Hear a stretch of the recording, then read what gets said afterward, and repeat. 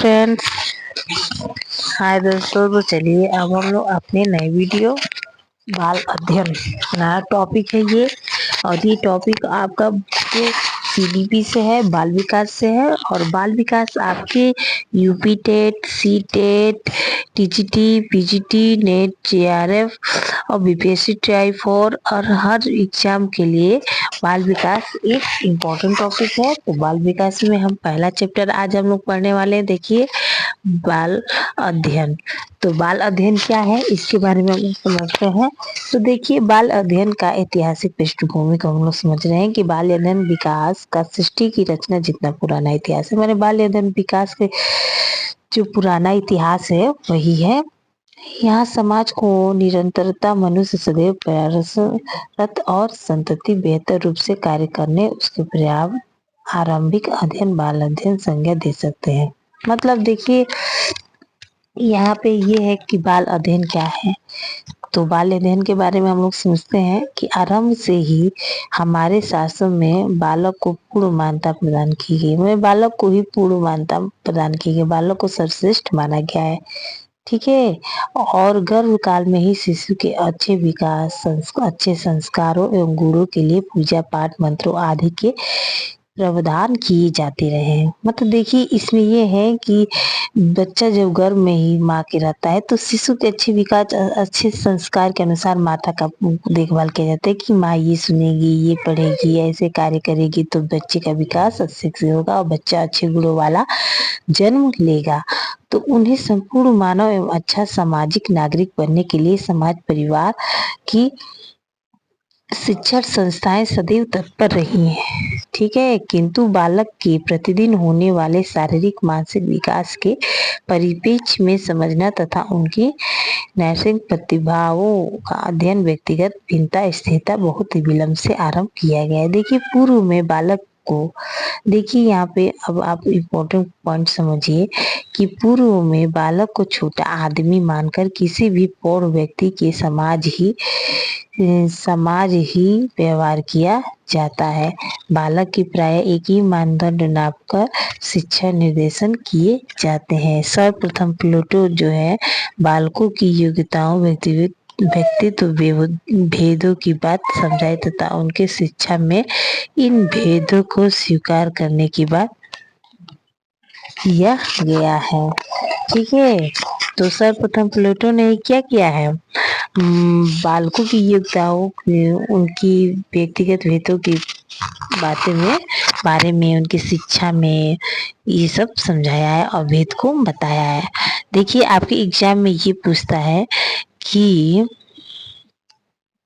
इसके बाद से देखिए क्या कह रहा है। 1628 में जॉन ऑमर कमेनियन, ये आपके एग्जाम में अधिकांश आता है कि 1628 में जॉन ऑमर कमेनियन ने ऐसे व्यक्ति जिन्हें बालकों की योग्यताओं, क्षमताओं और उनके नर्सिंग गुणों की विविधताओं को स्वीकार पर बल दिया है। कमेनियन क्या थे? प्रथम व्यक्ति थे जिन्होंने बालकों का अध्ययन किया। कमेनियन ने ही प्रथम, सबसे पहले व्यक्ति कौन थे? कमेनियन थे जिन्होंने बालकों का क्या किया? अध्ययन किया। उन्होंने शैशव का स्कूल नामक एक पुस्तक लिखी और 6 वर्ष तक की बच्चों की शिक्षा पद्धति नई रूप दी, रेखा दी। मतलब उन्होंने क्या किया? उन्होंने एक पुस्तक लिखी और बच्चों की शिक्षा पद्धति की नई रूप दी। स्कूल, शैशव का स्कूल माने स्कूल ऑफ इफिशिएंसी, किन्होंने? कमेनियन ने। तो ये आपके एग्जाम में आता है कि कमेनियन ने स्कूल ऑफ इफिशिएंसी, शैशव का स्कूल नामक पुस्तक किसने लिखा है? तो इसको लिखा है कमेनियन ने। तो अब देखिए, 17वीं 18वीं शताब्दी में बालक का मनोवैज्ञानिक रूप से ध्यान देना प्रारंभ हुआ। बाल्यावस्था की व्यवस्थावस्था से भिन्न एक विशेष अवस्था समझा गया और इसमें मनोवैज्ञानिक, शैक्षिक, शारीरिक आवश्यकताओं पर विशेष ध्यान देना आरंभ किया गया। ठीक है। देखिए, अब देखिए कि दार्शनिकों ने बाल्यावस्था को समझने के प्रयास किया। चार्ल्स डार्विन ने विकास के सिद्धांतों के साथ ही 19वीं शताब्दी में चार्ल्स डार्विन ने चार्ल्स डार्विन ने क्या किया कि उद्विकास के सिद्धांतों को 19वीं शताब्दी में बालकों के संबंध वैज्ञानिक अध्ययन के महत्व में समझ में आया। वास्तव में जी स्टेनले ने वैज्ञानिक बाल विकास के प्रणेता कहा जाता है। मतलब किसको? जी स्टेनले को ही वैज्ञानिक विकास का प्रणेता कहा जाता है। ठीक है, तो इस प्रकार से देखिए कि स्टेनले हाल ने बालक के अध्ययन की वस्तुनिष्ठ विधियां विकसित की हैं और इसी समय अल्फ्रेड बिने ने क्या किया है? बालकों की मानसिक योग्यताओं का अध्ययन किया। तो पूछेगा कि बालकों के मानसिक योग्यता के बारे में किसने अध्ययन किया है?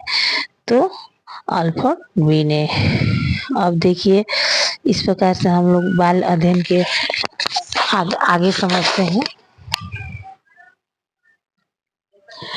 तो सिगमंड फ्राइड ने इस बाल्यावस्था के विकास की सर्वाधिक महत्वपूर्ण अवस्था घोषित की है और इनके अनुसार वयस्क व्यवहार का कारण बाल्यावस्था में पाया जाता है। 20वीं सदी के प्रारंभ से ही विकासक मनोविज्ञान के संबंध में जनजागृति विकसित हुई। आसपास व्यवहारवाद के संस्थापक जॉन वाटसन। तो आप ये याद कर लीजिएगा कि व्यवहारवाद के संस्थापक कौन है? तो व्यवहारवाद के संस्थापक है जॉन वाटसन। तो व्यवहारवाद के संस्थापक किसको माना जाता है? John Watson. ये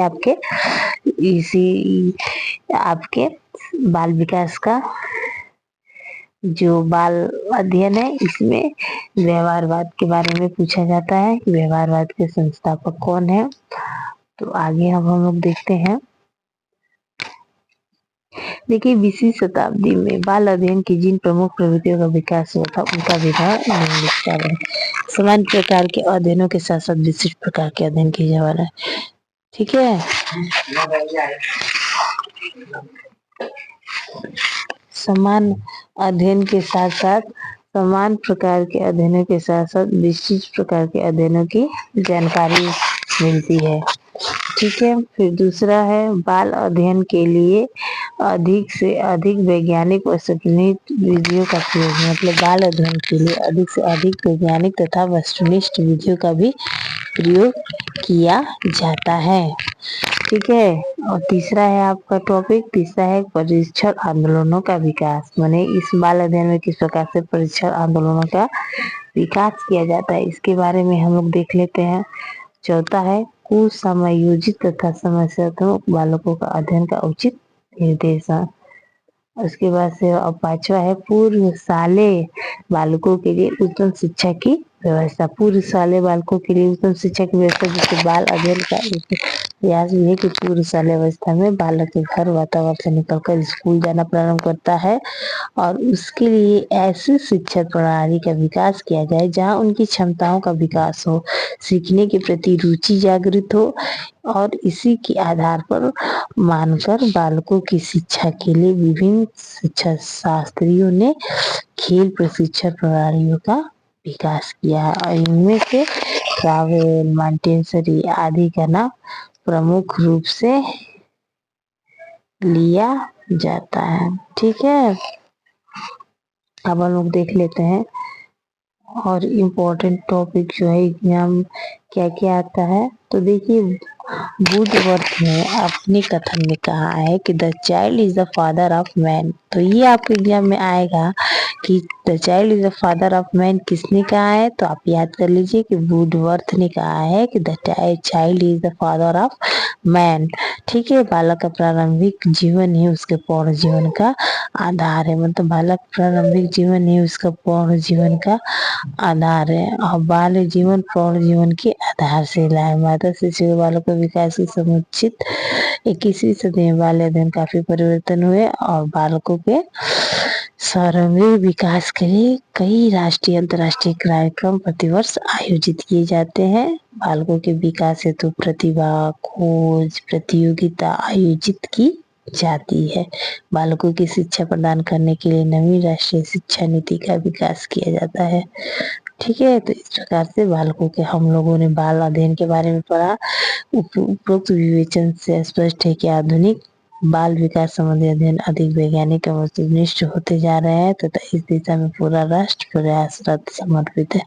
इस प्रकार से हम लोग समझ लिए बाल अध्ययन के बारे में। तो अब हम लोग अपने अगले वीडियो में पढ़ेंगे बाल अध्ययन की आवश्यकता। धन्यवाद।